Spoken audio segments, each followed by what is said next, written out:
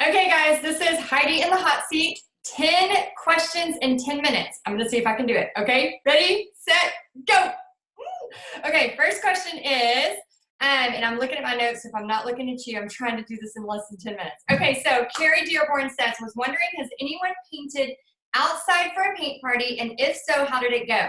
Okay, I have done this. Make sure you bring packing tape. And I know it sounds weird, but I have painted outside a lot of times. And what I have found to be the biggest problem is the tablecloths. So I will actually take packing tape and do circles around the entire ends of the tablecloths to keep them on there. Now, I know you can buy the ones that have the stretchy stuff, but they seem to never fit. So I just tape it like crazy. So lots of packing tape. Also rocks. Rocks are very handy, Carrie. Rocks are very handy. All right, Janine Johnson says, I live in a small apartment with one bedroom. How do you organize paint party supplies between events? Okay, this is question number 2. I actually purge all the time. Usually every 6 months, if not sooner. I get rid of anything and everything I do not need. I just post on buy, sell, trade for about $40 usually, and it's an entire room full of stuff, and then they all come take it. Usually it's like an art teacher or somebody who needs it. And then just being really diligent with that. Okay, Silky says, help, I've had a request for a private party at someone's house. 10 to 15 people, this is question number 3. 10 to 15 people. I'm thinking I need to ask her a few things first to make sure her house is suitable.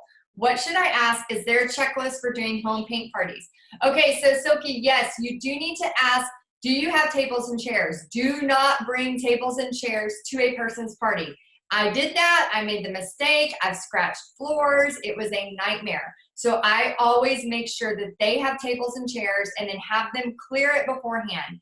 It is really great if they have carpet to have them put a tarp or something down beforehand. Say, hey, I don't mind doing this in your home. I'm actually really excited. But just to make sure we have everything covered, please, if it's on a carpeted area, please have something down below. And it could be as simple as plastic tablecloths from Walmart. Also bring a lot of extra plastic tablecloths from Walmart, because I will go as far as, if we are painting close to a couch, the guests usually don't like it, but I say I would just rather, and every single time somebody gets paint on that tablecloth. So if you're close to a couch, cover it with the tablecloth as well. Okay, the next question, this is question number 4. Maybe I'm thinking, okay, this is Elizabeth Oswald. Maybe I'm thinking of a space wrong. How big are the areas you guys are doing parties in? A lot of the places around here are small, and I can only really see getting about 10 people in, if that. Who has luck working in tighter spaces? I have worked in so many small spaces, like my hips and my butt get caught on canvases and tables.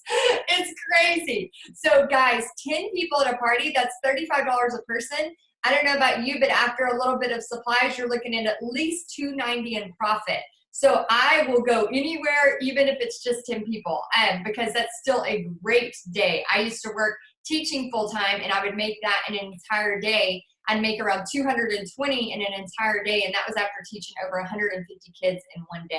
So for a couple of hours with some adults, sign me up.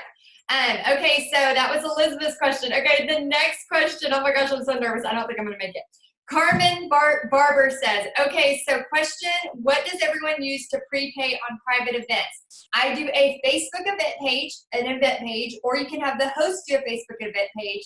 Then I do my PayPal link, which I will have a new training for y'all all on that, because I know there's already a training, but people are still kind of confused. So I'm going to do a brand new training on that for June 10th. Okay, June 10th in the marketing, there will be a brand new training on how to get that PayPal link over to your Facebook event.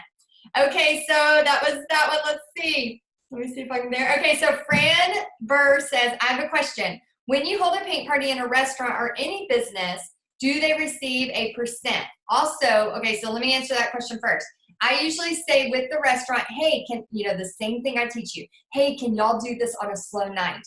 Then because it's a slow night, I work with them and I tell them, hey, we're gonna have people coming in to eat. So normally a night where they wouldn't have business, I'm bringing 10, 15, sometimes up to 50 people who are ordering drinks and food.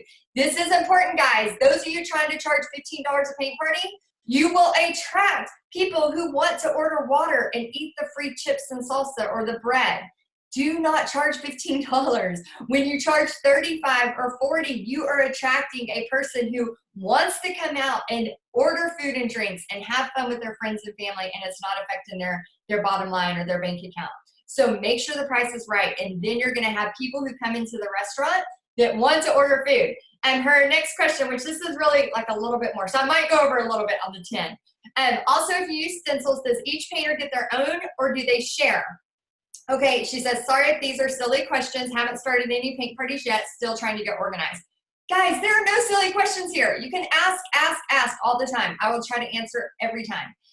So stencils, essential stencil, when I do the big welcome signs, I like to have one of those for every 2 people. So I know that's a little bit of an investment. So your first party, you won't make as much profit. However, you still make profit from the first party. But one every 2 people. I've been doing one every 3 people, and it is causing a little bit of a backlog. And Denise says, I need help. How can I make the painting not run under the stencil? Any glue for reusable stencils? So some people use Mod Podge. There's also a stencil sealer that they have like it, I think it's basically watered down glue that they have at Michael's or Hobby Lobby. But you can do like a stencil sealer if you want, or you can just do, just have them push it down really hard next to it. And then even if I do all of that, I still have times when it's not crisp. So I always have a liner brush that they can go through to kind of clean it up. Okay, let's see if I can make it. Okay, Elizabeth says, okay, y'all have been so helpful. Can y'all help me with another question, or does Heidi have a video that I'm missing that covers this? For non-restaurants, what's the sell to them? Meaning a restaurant, you can say people will be encouraged to buy food and drinks, making it more appealing to not charge you. But in other places like boutiques or retirement homes, how do you sell them on a free space to hold the party where you keep the ticket fees? Okay, so a boutique, oh my gosh, you are bringing people in that are going to be shopping. You're bringing notice to their event space. You are bringing, people in there to notice them. I have a boutique in town that wants me to do paint parties, and they're brand new. So they're relying on me to do all of the marketing. So sometimes that doesn't work as well if the boutique is brand new. So they have to be willing to go out there and market as well. And so bringing them in, one of my friends actually owns a brick and mortar store and a boutique, and she does paint parties there, and like once a week or twice a week. She says every time she has a paint party, she has about 40 people that come. She sells another $1,200 to $1,500 in her boutique merchandise. So yes, it is a huge draw for that. So especially when you're bringing big crowds. And in retirement homes, you're offering a service, just like if they were going to bring people in to do massage or bring people in to do whatever. It's a service that is being able to be provided to these people where they're in a retirement home. Maybe they want that. We have some really nice retirement homes in the Frisco area called Del Webb, and they actually are people who have done their retirement in a certain way that they want to pay for extra painting classes. So guys, you got to look at it a different way. We're not providing a service that people don't want. It's kind of like going to the movies or going to get your nails done. These are things that people want, and that we're just providing it for them. So stop thinking of it as you're being a burden when you're actually bringing something really cool.